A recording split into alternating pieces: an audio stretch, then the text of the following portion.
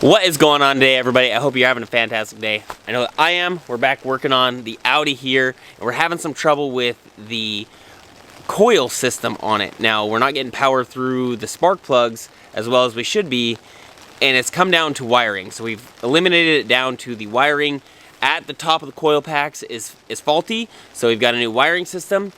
And the wires were kind of junky in there, or getting old and brittle, so we're just gonna replace it, put a plug in, and attach a new wiring system over to those coils. So without further ado, let's get into it. So we've gone ahead and taken all the spark plug coil packs, coil wiring out.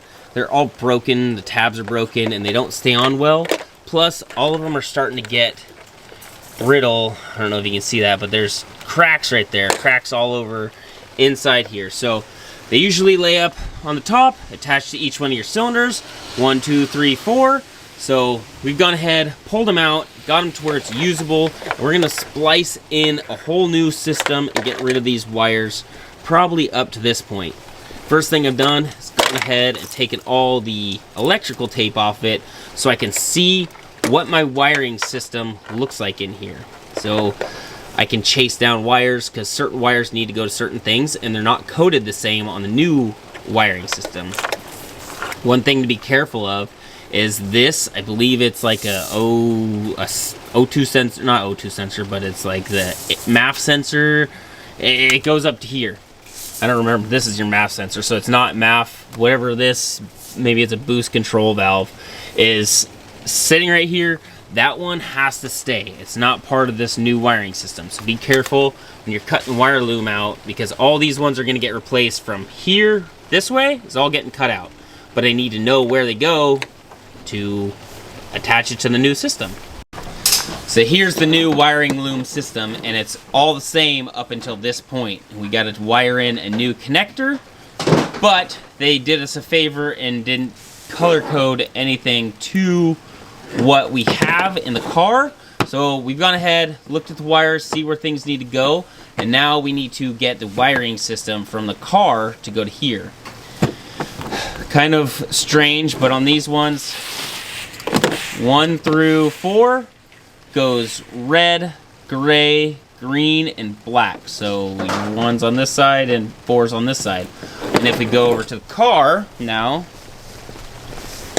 we can see that 1 is blue-red, 2 is brown, 3 is this thin green, and 4 is brown-yellow.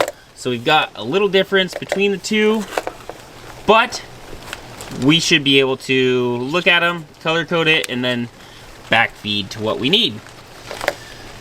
With this, it looks like our brown and yellow is the grounding system, which would be number 4, which goes through this loop. This loop is your ground, so that's out of the system. That's easy. Those are all tied together. The other one, brown, is all tied together, so that's another signal that's all the same. So I'm assuming brown, what's brown? Brown is gray on this one, so we'll see. We'll get this lined out and wired in, I guess.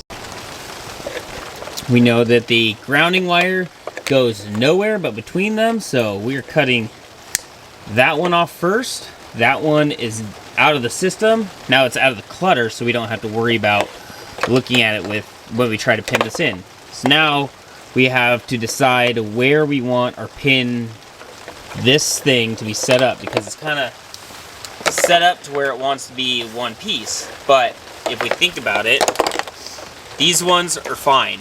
But this brown one is already separated and has a joining system in it. So I think I'm going to cut it tight to each one of these pins and use that pinning system to match up in one general location to this. Maybe I'll have to loop it back, but either way, we got to get it cut. You just got to start, make a decision, and then deal with the consequences as it goes. So we're gonna cut those off. It doesn't hurt to cut it close. So let's cut it all close.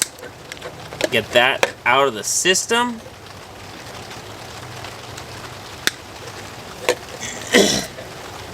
And now we're left with each one has 2 pins, or 2 wires going to it. Now these are your 2 controlling wires. One of them's power, probably blue-red's power, and then the other one's a signal, because you don't want signal running to each one every single time. So we've got our 4, you've got the shortest one is number 4, the next one's 3, 2, 1.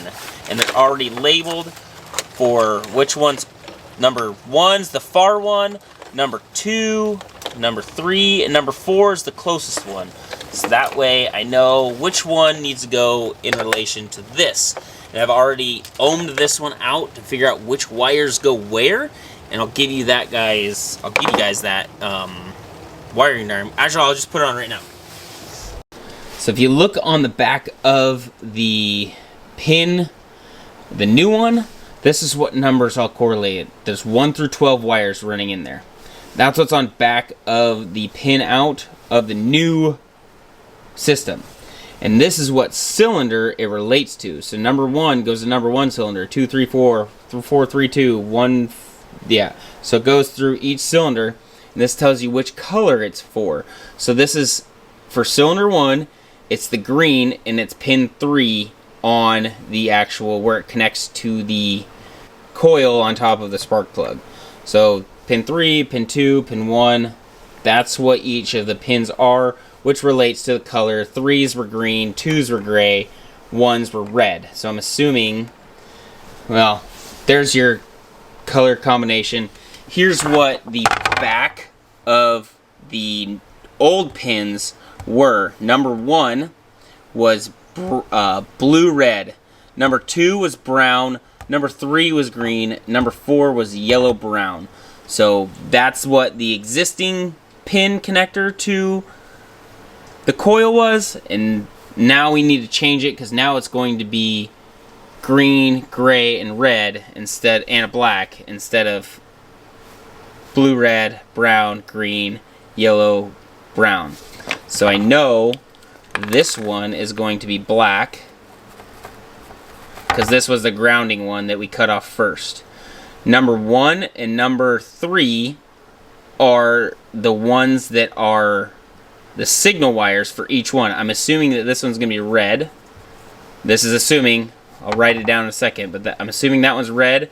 This one will change between each wire, or each cylinder will change the color of the signal wire. So with that, I'm assuming that this one is going to be gray for our new one. I'll go double check. Let's go look at it. So every one of these new connectors is set up the same. Red, gray, green, and brown.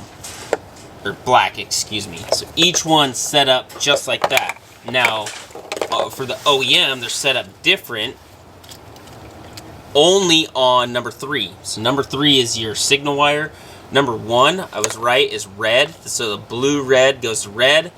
And then each signal wire gets a different color. So on cylinder number 4, it's a green-gray. Green-gray. Then number 3 was white-red. It's more like a cream red now. Number 2 is a green or gray-blue. And number 1 was a yellow. So now we have each one, and they'll correlate to which color goes to here.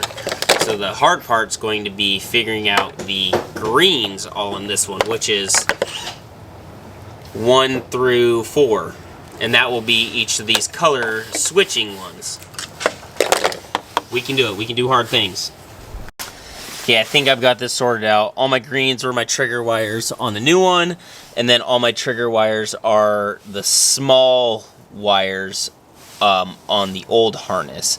And then it goes into trigger wires, power wires, and then grounding wires. I don't know, the brown ones that are all connected together. So I went through and I was going to cut the brown one back further, but there's only 3. It's already looped for each 4, so I just cut them close to the clips that are up there. and then cut them all to length, bent it over, and I'll not duct tape, I'll put electrical tape all over this to make it pretty.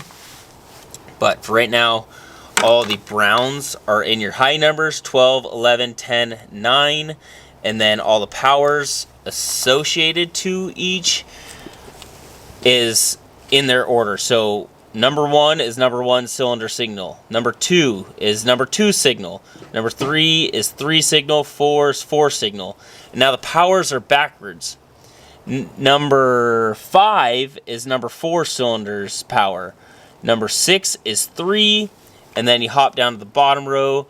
Number 7 is 2, and number 8 is your first cylinder's power, and then grounds, or not grounds. I don't know what this is because it has its own separate ground, but they're all looped together, so it doesn't matter. Just put them in whichever way makes sense to you. That's how I put it in. I had 2 short leads, so this would be 1, 2, 3, 4, but it doesn't matter. So I think that's what we've got. You've got one has, I think it's, 1 is the cream, 2 is gray, blue, 3 is cream and red, and then number 4, I don't remember what color number 4 is. I think it's green, or the gray. Anyways, we'll roll with this. I'm going to pull this tape off and make this look pretty now. So here's each of the plugs out. And the 2 colors that mattered the most, I don't think the blue-red, the big one, really mattered, but I put it in the same position just in case. But the first one is a cream color. There's no other markings on it. The second one is a gray blue, gray green. It's really hard to tell, but it's definitely, it's like 1 and 3 are cream with a red marker, and then 2 and 4 are green with a blue marker. So this one's green, and it might have a tinge of gray on the side.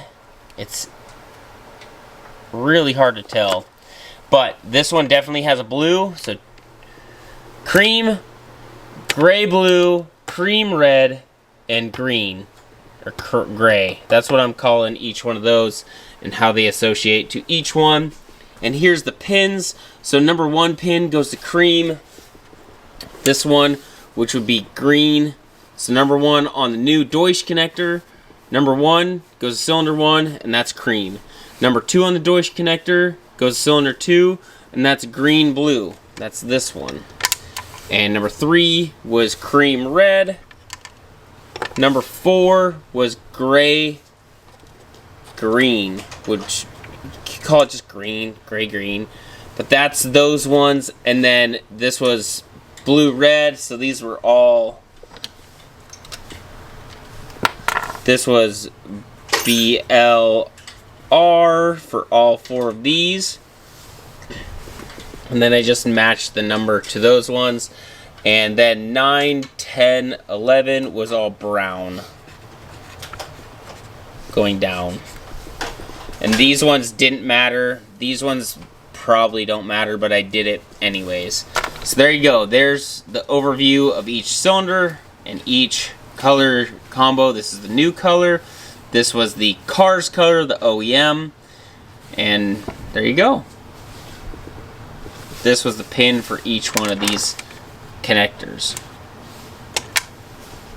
Well, awesome. So now all those are wired up. The only thing left to do is tuck the wires back in, put the little heat shield wiring loom back on, and make sure all the connectors are connected and start it up. So let's go ahead, we'll get all that done and go ahead and start it up. We can do it. We can do hard things.